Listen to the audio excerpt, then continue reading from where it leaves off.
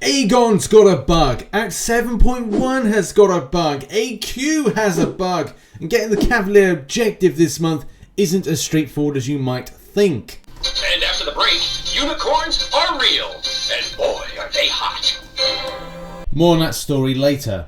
And yes, hello everybody, welcome back to the Marvel Contest of Champions news for Wednesday. Please remember to hit the subscribe button and like button as well. We're trying to get to 70,000 subscribers by the end of the year. It requires a big mammoth effort, but thank you so much for the support and keeping on those new subs, keeping those post notifications on all, and as well, all that lovely stuff and things. Now, it's fair to say the new update that went in last night was full of bugs, which we're largely going to go over. There is a fair few ranging across different spectrums, Android and iOS. But before we go anywhere, I just want to give a massive thank you to those that support in the medium of Patreon and YouTube membership. Thank you so much for eloquently doing the support and giving that background support that is really, really needed at times, and as well those that support over on twitch.tv/RichTheMan live. That's where I predominantly stream Marvel Contest of Champions, Fall Guys, you name it, a whole smorgasbord of stuff. And thank you very much to those that do gifted subs, tier 1 subs, and as well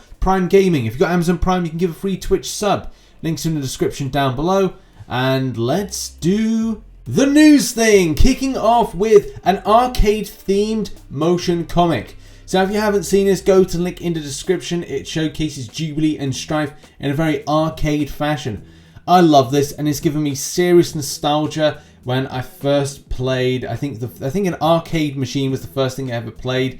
I think 3, maybe 4 or something. I think like I had this like little kind of like step to get up and play it, and I didn't know what I was doing. But it was fun to see all these kind of computerized type things.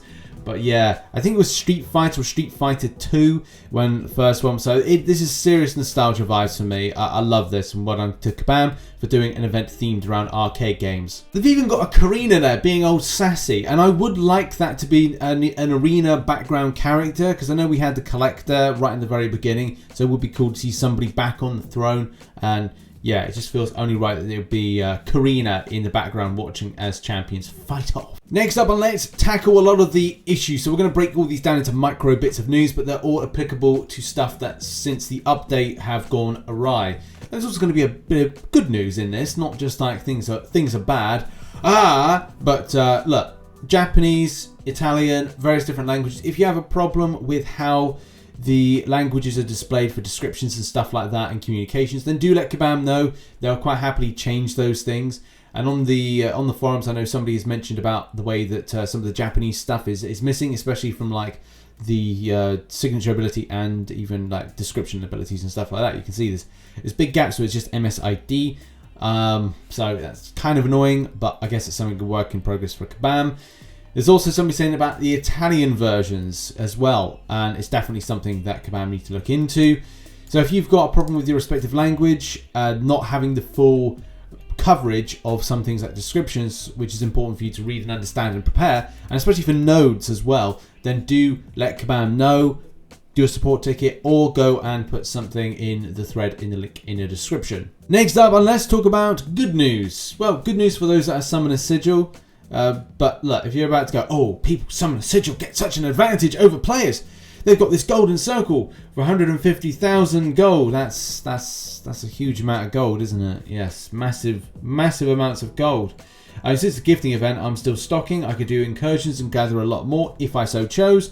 But yeah, I suppose it's a quick quest and you can grab something, so it's a thing. It's a thing. Now back to being serious. I was told on the Twitters that there was a problem with Book 2, Act 1, 7.1.3 in particular seems to be the issue in question, with this not being able to be 100%ed and being at 99%.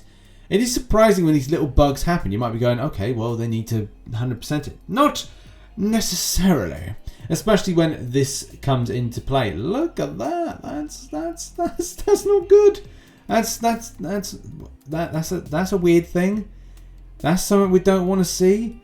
Look, I don't know what's going on here. Kabam said do a support ticket, and hey there, account specific issues. Our support team you can reach out to them. Yeah. So just do a support ticket. If you are seeing this, do a support ticket. And this is an account thing, so it's like a case-by-case basis. So yeah, do a support ticket if you've seen this. As I said, I have seen this at least 3 times in the last 24 hours, I want to say. And this may come in line with the update, quite possibly. But look, those are the best options. Go and speak to Kabam via support ticket and just have it out there. Because that's not good. That's pretty nasty. I don't want to. I don't want to repeat quests. I want to be able to say like it's one and done. I think I've seen this before as well, but in stuff like Act 5 and maybe even Act 4 a long time ago.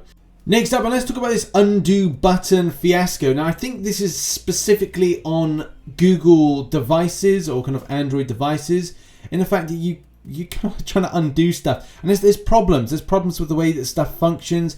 All these kind of little things are just completely overstacking and glaring. There were a few people that reached out and said like, "Oh, the undo button's annoying. There's stuff with the way this functions that's incorrect." I don't know if this is device specific. And Kabam have put like this warning out about stuff, basically kind of reaffirming the worst case scenario. Summoners, there's currently an issue in Alliance Quest and Alliance Wars on Android devices that is causing a pop-up to block the movement of a certain node. We're currently working to fix this issue, which will be available within the Google Play Store in the near future. Until fix is available for the download, please use the following workaround. Tap on the portrait of the enemy if you're trying to move to, then on the node. This will allow you to move to that. We apologize for the inconvenience, and we're working on this, getting this issue resolved. Not good, especially for those on Android. As I said, it's what I was going to say. It's like it's not something I'm seeing on iOS, but you know, tough.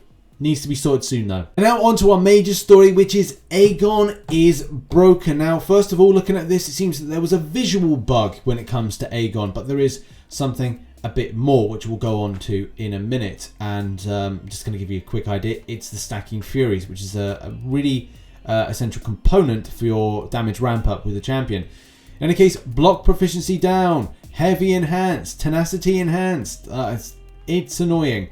The text keeps on coming up in a multitude of ways. There's an example here, like Warlord is posting this, heavy enhanced, heavy enhanced, heavy enhanced. It's like it's just this repeatable text, which is quite glaring and in your face.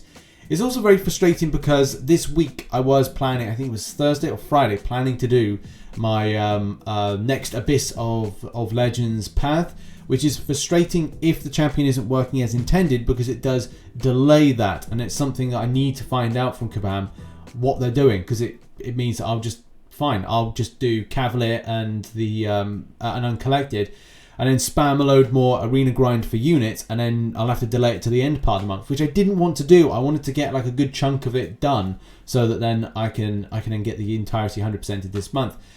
Or I might just go and do 7.1 instead, 100% that. So yeah, it is what it is. But enough about me. This is all about the game and community and what's going on. So Kabam Boo says, thanks for the reports. If you can, please show us a video of the inconsistency. Sarah89 has produced said video, which is on screen at the moment, but definitely does show the issues that we're experiencing with the Fury Active, Fury Active, but no stacking. So unfortunately, this is something that isn't working correctly. I would say to keep locked to the channel, post notifications on all. We will be keeping up to date with this. I'm personally invested because of the end game content I want to do. And I need to find out if they don't make a decision to fix this by the end of the week. I'm going to abandon my Abyss runs to then focus on 7.1 100%ing. I can't be wasting time. So we need to find out where Kabam are up to with getting this champion fixed, so the visual bug isn't frustrating, and as well the Furies look like they're stacking correctly as well. And now finally on to arena predictions. All predictions are down below at the moment. We've got Colossus as a 5-star featured, and as well we've got Deadpool X-Force as the 4-star basic. Now Deadpool X-Force 4-star basic is pretty easy to predict, and that will go close to 1.5 mil. If you are keen to get the champion, put in 1.6 mil, but I would just say just do your milestones at 1.5 flat. Otherwise you'll probably find yourself getting the champion. The second thing when it comes to Colossus is that I just don't think this champion is going to go super high. I do feel quite strongly in a 40 mil prediction, especially as it's not close to the 26 to 28 mil that was dropped for Luke Cage. but still at the same time, because it's still a really effective and amazing champion for buffed up, for resistances and so many different things with immunities. This is a really good champion, and I feel 40 mil is going to be the best bet to go for. If you want to push higher, but still it's going to be a coveted champion, but there are 300 spaces to try and get the champion. Either way, you could see a bit of a low drop to about 35 mil, but I just don't know. I don't overly see it at the moment. The 4-star version, 6.2 mil as I normally do, but it's a little bit more sought after than the 5.5 I normally predict. But as I said, all predictions are down below me at the moment. And yes, that's it. And I'll try and keep up to date with that Aegon story, because I think that's kind of important, especially for me, and I know for a lot of players as well at the same time. So thanks very much for watching this video. Check out some recent content posted up there as well. Rich's Realm, where I should be live streaming today if all goes well. If not, I'll probably be doing Arena on MCOC in order to grab those lovely units for a potential Abyss run, or at least doing 7.100%. Thanks so much for watching this video. See you soon. Bye-bye.